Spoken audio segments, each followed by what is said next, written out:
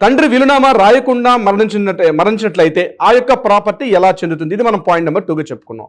తండ్రి వీలునామా రాయకుండా మరణించాలనుకోండి, ఫర్ ఎగ్జాంపుల్ ఇక్కడ ఆ యొక్క పార్ట్ ఏదైతే ఉంటుందో అది క్లాస్ 1 లీగల్ హెయిర్స్ అని మనకు ఉంటుంది. ఇది మరలా 2 రకాలుగా ఉంటుంది. ఒకటి 1956 హిందూ వారసత్వ హక్కు చట్టం అని అది మనకు ఉంటుంది. అదే ముస్లిమ్స్ అయితే వాళ్ళకి షరియత్ యాక్ట్ ఉంటుంది. క్రైస్తవులకైతే 1956 అదే ప్రత్యేక చట్టం అనే చట్టం ఉంటుంది. ఆ చట్టం ద్వారా వాళ్ళకి మూడు రకాల వ్యక్తులకు 3 రకాలుగా విభజించి ఉంటాయి.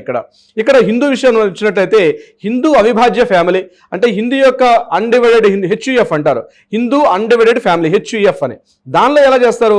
క్లాస్ 1 లీగల్ హెయిర్స్ అంటారు. క్లాస్ 1 లీగల్ హెయిర్స్ కింద ఎవరు వస్తారు అంటే క్లాస్ 1 లీగల్ కింద ఎవరు వస్తారంటే ముందుగా భార్య, అదేవిధంగా కొడుకు, నెక్స్ట్ కూతురు, తర్వాత వచ్చే పార్ట్ తల్లి.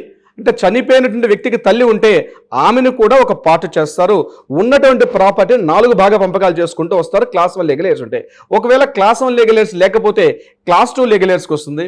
క్లాస్ 2 లీగల్ హెయిర్స్ లేకపోతే అది ఎలా వస్తుందో అది ఒక ప్రత్యేక వీడియో చేద్దాం. అదంతా ఒక పెద్ద సబ్జెక్ట్ అది. So anyway class 1 legal hairs ఉంటారు.